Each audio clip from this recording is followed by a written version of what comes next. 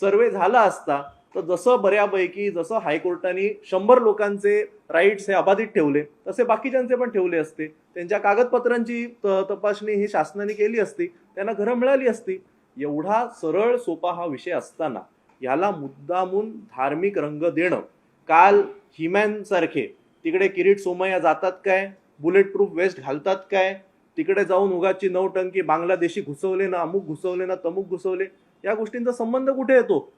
माझा प्रश्न असा आहे, जर हे लोक बांगलादेशी होते, आता तुम्ही यांची घरं तोडली आहे, कुठे गेले आता? ही जबाबदारी आता किरीट सोमय्यांची नाही? किरीट सोमय्यांनी बांगलादेशला साठी काही ट्रेन केली आहे, फ्लाईट केलंय, बस पाठवली आहे? बांद्रा हे काय बांगलादेशच्या बॉर्डरवर आहे? जर हे बांगलादेशी होते तर 12 वर्ष या देशामध्ये मोदी साहेबांचं सरकार आहे. हे लोक बँड्रामध्ये आले कसे हे कोण तपासणार? जर हे वांद्र्यातले मतदार आहेत तर यांना वोटर आय डी कशी मिळाली याची चौकशी तुम्ही करणार का?